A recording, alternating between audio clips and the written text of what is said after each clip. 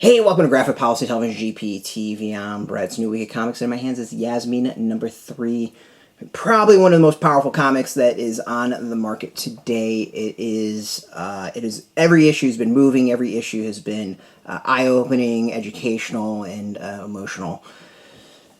Yeah, this is it's a weighty comics, a weighty series, but it shows the power of the comics medium. It's created and written by Saif Ahmed. Ahmed. Artist is Fabiana Mascolo. Letter is Robin Jones. Script editor is Travis Zapp. Sorry for the names. I've just finished reading this and got a lot of thoughts going in my head about the comic, as I do with every issue after I read it. So Yasmeen, it is about a girl named Yasmeen. She is Iraqi. Her town is overrun by ISIS. She's taken hostage. Slave, however you want to call it. Slave is probably the best term. And it bounces between her life and her experience in Iraq under the rule of ISIS, and then her being free in the U.S. After being reunited with her family and attempting to adjust in her new town.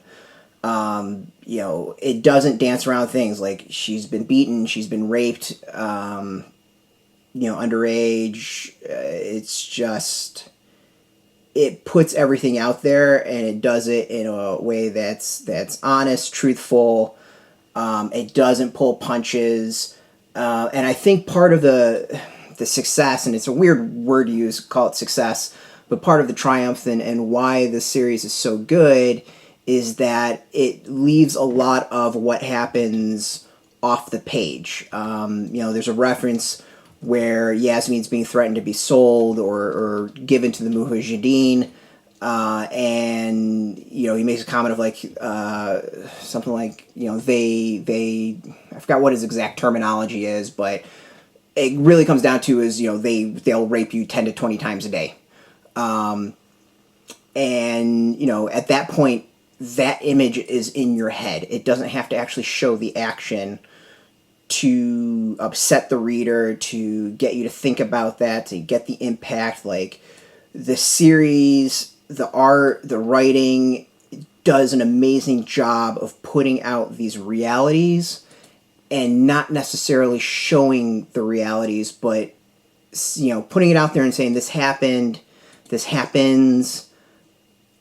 We don't need to show it, and allowing the reader's imagination and education to fill in those gaps. And there's that saying that goes, whatever, you don't need to show everything because you will never live up to what is imagined in the head of your reader or your viewer. In this case, that's very, very true. I immediately goes to the horrific actions, and it's upsetting. Like, this is not a joyful comic. This is not a joyful comic at all. Like, it is upsetting. It is difficult read.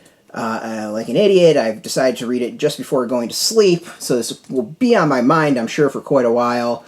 This is a powerful, powerful comic. And this is one that I hope is out there more. Like, is definitely not getting the attention that it deserves. This is... while I'm sure there are actual real Yasmeens out there, I don't think this is a real person. And if I'm wrong, please correct me. But this feels like graphic journalism. That is, someone knows this world and is telling this world and showing this world to get the message out there, to get this reality out there. And that's kind of the power can be the power of entertainment.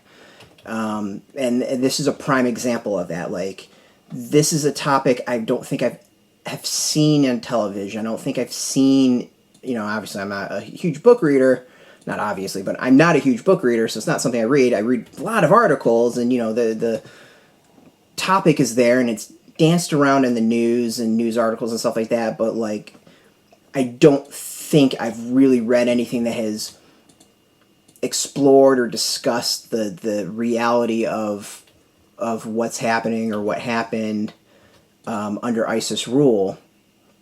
And what's interesting is it goes even further. Like, as a hostage, as a slave. We have Yasmeen and these other girls, and the guy that is watching them, like, he himself, though is brutal towards them, is a complete wimp and asshole. Like, this is a guy who can beat on women, but when he is forced to go to the front line or fight, he has bone spurs. Remind you of anyone? Sound familiar? Like, he's the tough guy who, push comes to shove, can only beat women. And it's something like, it's not something I've ever really thought of, but I'm sure it is a reality of what happened there. And someone who has no problems under the spoils of a brutal regime like ISIS, yet when is asked to take up arms and fight for their asshole nature, like, suddenly becomes unable to. It's one of those things, like, I've never thought about. And it's in the comic, and the interesting is we learn more about Yasmeen's father and their family and how she was found and how she escaped, and what that has done to their family. It fills in some gaps and answers some questions as far as that. We finally kind of get a better sense of the father's reaction to what has happened to his daughter, and the issues there. Like, this is an amazing read. It deserves awards. It deserves greater recognition, and it's one of those, like, it feels very real. So, kudos to everyone. It's amazing. Like, it really is amazing, and to me, this is one of the best comics of the year. One of the best series. The art I love. As I said, it does this great job of showing this reality without actually going over the top in the brutality and the gore or the actions that might take readers out of it. It's a very fine balance of that, and that's not an easy thing to do. It really is not an easy thing to do. If you haven't read the first two issues, go read them. If you like real life stories, slice of life, reflections of the real world, like, I can't recommend this enough. Issue 3 is not really a place to start. You're gonna want to start from the beginning, and if you can't find the first two issues, get your shop to try to order them. You can get them digitally, I think. Go to the Scout site. We'll have links and all that stuff, where you can at least get the third issue. Try to read them, and then if you really can't get the eventual trade when it comes out, this is truly, I would say, a work of art and a work of journalism, graphic journalism. It's some amazing stuff. So I can't recommend this enough. 10 out of 10. This is just an amazing series. Every issue is blown me away, and it kind of left me shaken at the end in a good way. Like, thinking about the world, thinking about situations, and what I don't know and what others are going through, and all that. It's just, it's amazing stuff. It's powerful. It's powerful writing, powerful art, powerful comic. It's everything. It's everything that entertainment should be. You can go get this in shops now. We got a link beneath this video where you can put it in your zip code to tell if a shop's near you. No shop, no problem. We do have some affiliate links, though. I think we'll probably have affiliate links. We'll have some links underneath. Some of them might be affiliates. Through those, of course, we get a small percentage if they're affiliate links. Support our site, so thank you. And just by watching this video, support our site. We much appreciate that. If you are into comics, if you're into Scout, check us out every single day at graphicpolicy.com. We're on Twitter, Facebook, YouTube, Tumblr. All at Graphic Policy, keeping it nice and consistent. As always, much appreciated. Until next time, keep reading those comics and keep it geeky.